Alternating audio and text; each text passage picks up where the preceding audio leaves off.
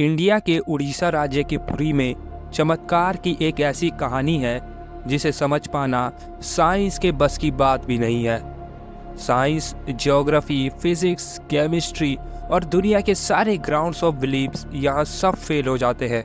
हिंदू मान्यता में 4 धाम माने गए हैं: बद्रीनाथ, द्वारकाधीश, रामेश्वरम और जगन्नाथपुरी। यह कहानी है जगन्नाथपुरी की, जहाँ पे आज भी श्री कृष्ण का वास्तविक दिल धड़कता है। इस मंदिर के कुछ ऐसे रहस्य हैं जिनके बारे में सुनकर किसी के भी होश उड़ जाएंगे। तो आइए दोस्तों, जानते हैं इस मंदिर से जुड़े कुछ ऐसे रहस्यमय राज। तो आप वीडियो के अंत तक जरूर बने रहिएगा। हर मंदिर में मूर्तियां जहां मेटल या स्टोन से बनती है, वहीं जगन्नाथ मंदिर में भगवान की मूर्तियां लकड़ियों से बनती है। ऐसा क्यों है, आइए जानते हैं। 3102 बीसी में ज़ारा नाम के एक शिकारी ने शिकार करते हुए गलती से तीर श्री कृष्ण के पैर पर चला दिया, जिससे श्री कृष्ण की मृत्यु हो गई। ज़ारा ने पूरे रीति रिवाजों के साथ श्री कृष्ण का देह संस्कार किया, लेकिन जब उनकी चिता शांत हुई तो ज़ारा ने देखा कि एक चमकने वाली मेटल की चीज अभी तक जली नहीं थी। ज़ारा को यह समझ नहीं आया था कि यह क्या है, तो उसने उसे उठाया और बेचने निकल गया, पर उसको खरीदना तो दूर, किसी ने उसे हाथ भी नहीं लगाया। फिर आखिरकार ज़ारा ने हार थक कर उस मेटल की चीज को एक लकड़ी पर रखा और उसे पानी में बहा दिया। गुप्त साम्राज्य के समय अवंती के राजा इंद्रद्युम्न, जो कि विष्णु जी के बहुत बड़े भक्त थे, उन्हें एक दिन सपने में आकर विष्णु जी ने एक नदी में डुबकी लगाने को कहा और कहा कि मैं एक लकड़ी के तने में तुमसे उस नदी में मिलूंगा। इस सपने को देखकर अगले ही दिन राजा डुबकी लगाने चले गए। डुबकी लगाते वक्त राजा को थोड़ी ही दूर पर एक लकड़ी का तना भी दिखा। बिना देर किए राजा तने तक पहुंचे और उस तने को महल में ले आए। फिर राजा ने कुछ बहुत नामी काश्तकारों को बुलाया, पर उनमें से कोई भी उस लकड़ी से एक मूर्ति नहीं बना पाया। कई दिन बीत जाने के बाद एक काश्तकार महल में आया और उसने राजा से कहा कि यह मूर्ति मैं बनाऊंगा, पर मेरी एक शर्त है। राजा ने काश्तकार से उसकी शर्त पूछी। क्योंकि राजा किसी भी शर्त को मानने के लिए तैयार थे, तो काश्तकार ने कहा कि मुझे मूर्ति बनाने के लिए पूरे 21 दिन का समय चाहिए, और मैं चाहता हूँ कि 21 दिन से पहले ना तो कोई मुझसे बात करे, ना मिले और ना ही मेरे किसी काम में विलम्ब डाले।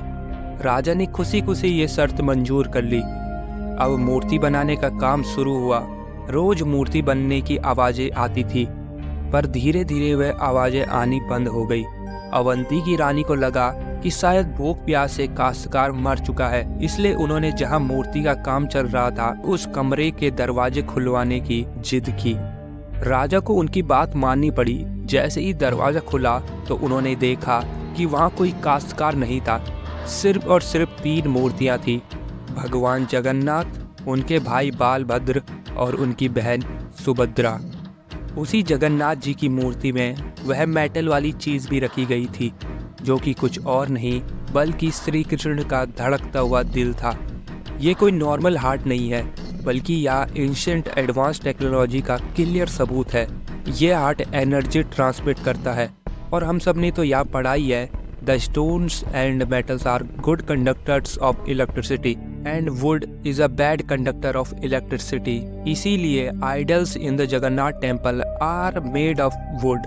सिर्फ यही नहीं, हर 12 साल में एक बार भगवान की नई मूर्ति स्थापित की जाती है और भगवान के दिल को उस मूर्ति में शिफ्ट किया जाता है। और यह ऐसा इसलिए किया जाता है क्योंकि अगर हम साइंस की माने, जो एनर्जी ट्रांसमिट डिवाइस उस मूर्ति में होता है, उसकी वजह से वह लकड़ी की मूर्ति उस एनर्जी को इतना झेल नहीं पाती है, और हर 12 साल में मूर्ति अपने आप टूट जाती है।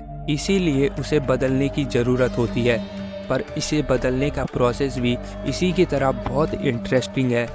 हर 12 साल में एक दिन ऐसा होता है जिस दिन मंदिर में किसी की भी एंट्री नहीं होती है।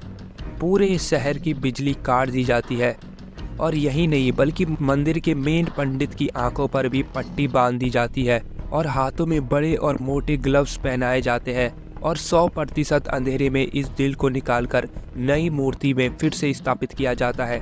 जिन पंडितों ने इतिहास में यह सेरेमनी करी है, उनका कहना है कि उन्होंने देखा तो कभी नहीं है, पर इस चीज़ को, जिसे हम ब्रह्म पदार्थ भी बोलते हैं, हाथों में पकड़ने पर ऐसा लगता है कि जैसे जिंदा खरगोश पकड़ लिया हो। माना यह भी जाता है कि अगर किसी ने यह ब्रह्म पदार्थ देख लिया तो उसकी मौत उसी समय निश्चित है। इसलिए बिना आंखों पर पट्टी लगाए किसी को भी यह सेरेमनी करने की परमिशन नहीं है। इस मंदिर के ऊपर एक झंडा है जो साइंटिफिक लॉ के बिल्कुल विपरीत चलता है। जैसा कि हमें पता है कि जिस डायरेक्शन में हवा चलती है, पतंग भी उसी डायरेक्शन में उड़ती है और झंडा भी उसी डायरेक्शन में उड़ना चाहिए। पर जगन्नाथ मंदिर के इस झंडे की बात बिल्कुल अलग है। यह हमेशा हवा के अपोजिट डायरेक्शन में उड़ता है। क्यों और कैसे आज तक कोई समझ नहीं पाया। पर इस झंडे के साथ एक और खास बात भी है कि इसे रोज बदलना पड़ता है।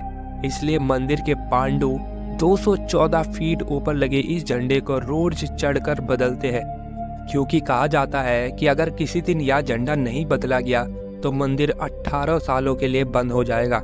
मंदिर में आए भक्तों के बीच रोज प्रसाद बांटा जाता है।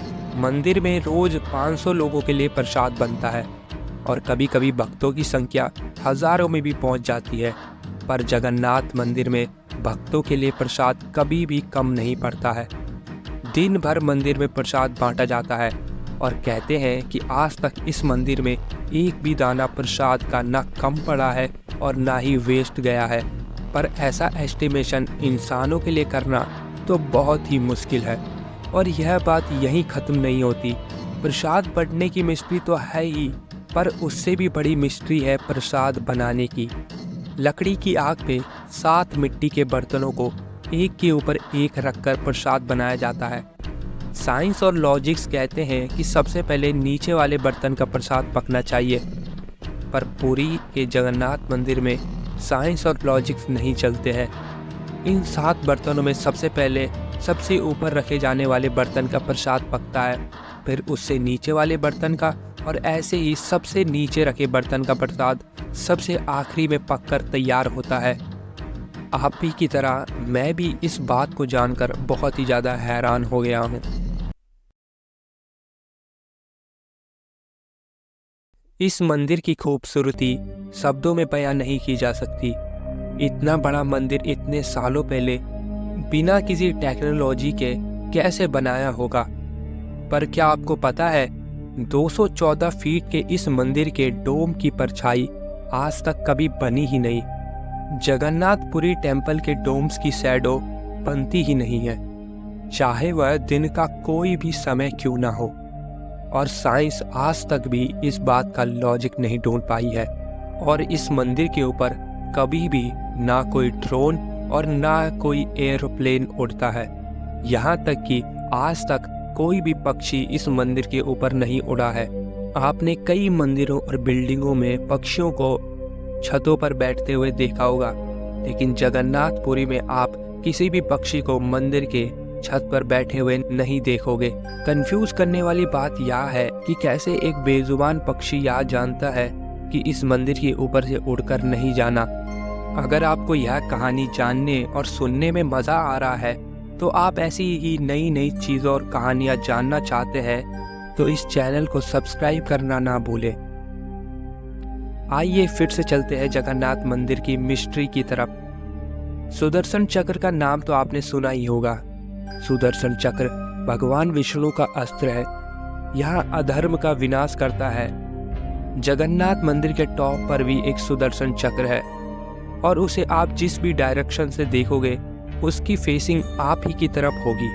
भगवान जगन्नाथ, जिनके नाम का मतलब है जगत के नाथ, इनके मंदिर में लाखों श्रद्धालु अपनी आस्था और प्यार भगवान के लिए लेकर आते हैं। पर इस मंदिर के अंदर केवल हिंदुओं को दर्शन करने की अनुमति है। किसी भी और धर्म के इंसान को दर्शन बाहर से ही करवाए जाते हैं और उन्हें दर्शन करवाकर भेज दिया जाता है।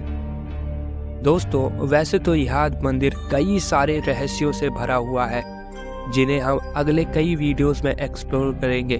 तब तक के लिए अगर आपको यह वीडियो पसंद आया तो वीडियो को लाइक जरूर करें और कमेंट बॉक्स में जय जगन्नाथ जरूर लिखें।